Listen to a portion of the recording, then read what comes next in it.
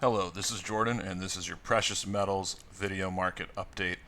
This is being recorded on the evening of Wednesday, November 4th, 2015. Starting off here, we have a chart of the US dollar index, and below that's the US dollar Canadian dollar pair. Now, 2 weeks ago in our most recent video update, we mentioned that the US dollar was coming towards an important decision point. It would either break lower towards 89 to 90 on the index, and that would give a further legs to the rebound in precious metals, or the other scenario was if the dollar was able to hold 93, then it would be setting up for another powerful breakout into 2016. And obviously in the last few weeks, the dollar held above that support with a very strong move higher. Even today it closed above 98, and it's only 2 points away from that major resistance at 100. And there's just a couple things I want to point out here which really show how strong the US dollar is in a long-term sense. Now, it corrected and consolidated, or I should say digested those huge gains for about 7 months. So from March and to the end of October, or we could say almost 8 months. But despite that, the dollar having a correction or consolidation, it held above the 38% retracement, which is the minimum retracement you look for when a market's correcting or consolidating. And it also held above previous resistance there at 91, 92, as you can see on the chart. So those are signs of strength, long-term strength, I should say. In addition to that, now this is a weekly chart. The weekly RSI after late in 2014, early 2015, it got above 70, as you can see. Spent most of that period above 70. It was very strong. But during the correction, the RSI basically held around 50. It might have went a tiny bit below it a time or two.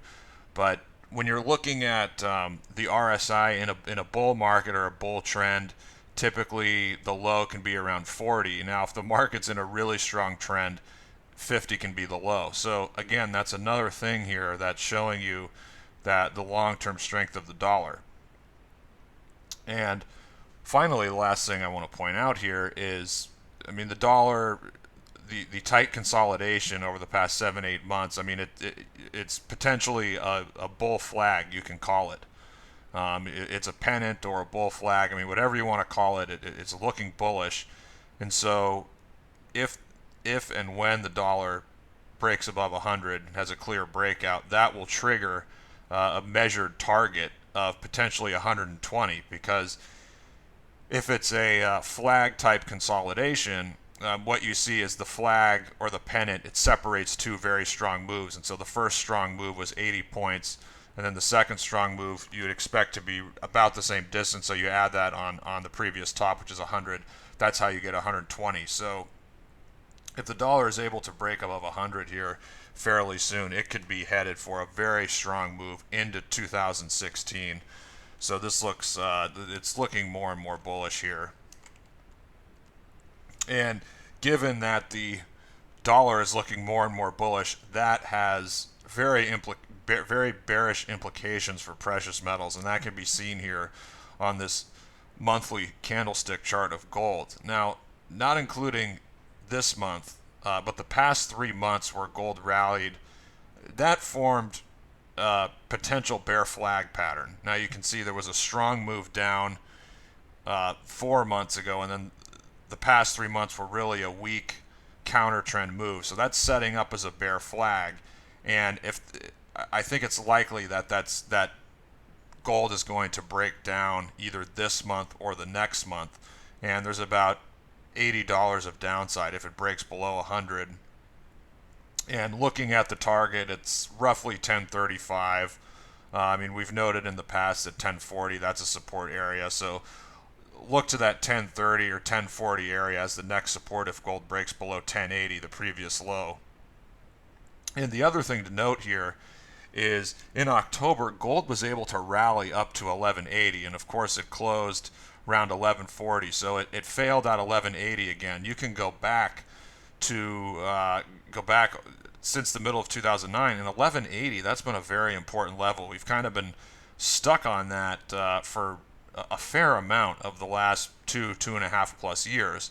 So the trading up to 1190 or whatever the top was in October, that was kind of a last gasp, a last failure at that major resistance around 1180. And so that happened, and it remains in a bear flag type pattern, which has very bearish implications. So the next thing I want to point out here is, okay, well, where could this bear market end? Where's the final low going to be? Obviously, we've talked about 1,000 quite a bit in the past. If you look at the monthly chart, there's clear support around $970, and that is also the 50% retracement from the low in 1970 of $35 an ounce. So that's a very strong target. And then, I mean, in the case that we're going to see a huge sell-off, also something to keep in mind is just below 900 at about $890 an ounce. That is a retest of the blow-off top in 1980, but it's also the 62% retracement from the 2001 low. So those are some potential bottom targets to keep in mind. And next, looking at gold in real terms, I mean, this is something we talk about often. How's it doing against commodities, global equities, foreign currencies? But gold is looking a lot weaker in real terms. Now, specifically against foreign currencies and equities. Now, let's start with gold against foreign currencies. Now, over the last couple months, it was able to hold above the 400-day moving average. But just over the last couple of months when the market was rallying, I mean, you can see here against foreign currencies, that was a pretty weak rally. It didn't really go anywhere. And we're not looking at individual currencies, but that's something we did in our premium update this past week where we looked at gold against the euro, gold against the yen, gold against the Canadian dollar.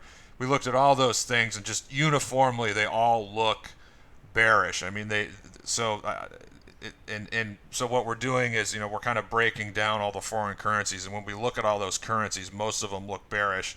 I mean, that bodes poorly for, the foreign currency basket here. And I mean, as we already said, looking at this chart, I mean, you can see it's at $51, and there's key support around 49 or 50. So that's a threat to break lower.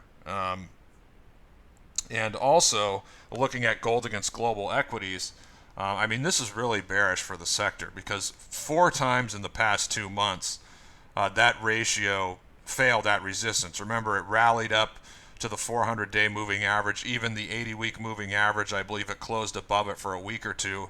But just looking at this daily chart here, we can see that within a 2-month period, gold against the ACWI ETF, it failed at the resistance, again, 4 times within 2 months, and now it's selling off. So gold is weakening in real terms. There's no doubt about that right now.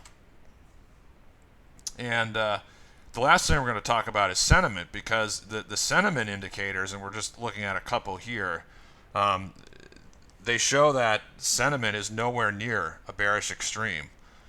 Now, so in this chart, it's a daily line chart of gold on top, and we have 2 sentiment indicators. The middle, that's the GLD put-call ratio, and then at the bottom, that is the COT, that is the net speculative position divided by open interest. So we're looking at the net speculative position as a percentage against open interest.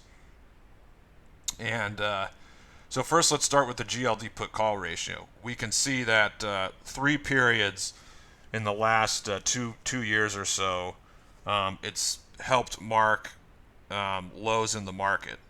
And those 3 times, the key level for the 20-day moving average in the ratio is about 1.1. You can see it last hit about 1.1 at the very beginning of August, and the market rallied for a few months. Now, where is it now? The put-call ratio is definitely rising, but the 20-day moving average is only at 0.69. So that has a long way to go before it can get up to 1.1 or a level that would show extreme bearish sentiment. It's just not there yet. And the same thing is true with the COT. Now, granted, this last reading of 35% of open interest, which was a 7-month high, that last reading is as of last Tuesday. So I would think when we get the next COT report, the reading could be 22%, 25%. So you're probably going to see a big drop. Uh, but I mean, if you're looking at where the recent lows have been, I mean, look at where the net position in the COT going back to July 2013. I mean, that was at about 4%. Then in December 2013, it was about 6%. Then November, about a year ago, the COT was I think 10 or 11%, and then at that recent low in early August, I think it was 3 or 4%. So, and again, 35% as of last Tuesday. The next report is probably going to show something below 25%, I would guess. I mean, both these indicators are just they're not showing extreme bearish sentiment yet. So, I mean, this is just a very bearish situation for precious metals right now. Now, gold is down 13 of the past 15 days. It's declined all the way to about 1107. They're supported 1100 and, of course, 1080. So, gold is very oversold and due for some kind of a bounce or a snapback. A potential target, if it bounces, potential upside target would be 1125 to 1140. So that's something to keep an eye on. Again, gold is down 13 of the past 15 days, very oversold, and so we could see a rebound or a pause in the decline. But make no mistake about it, precious metals are in trouble here, and the outlook does not look good in the short term over the next couple months. But ultimately, we're looking like we're probably going to see an end to the bear market in 2016. Not sure if it's going to be early 2016 or if this bear market is going to drag itself out. We are giving our book away for free. You get the book and all the updates. We're going to do another update in the next month or so. Go to thedailygold.com/book. That's all for today. Follow our work at thedailygold.com. If you have any questions or comments, feel free to email me at jordan@thedailygold.com. That's all for today. Thank you so much for listening and watching, and I'll speak with you again in the next week or two.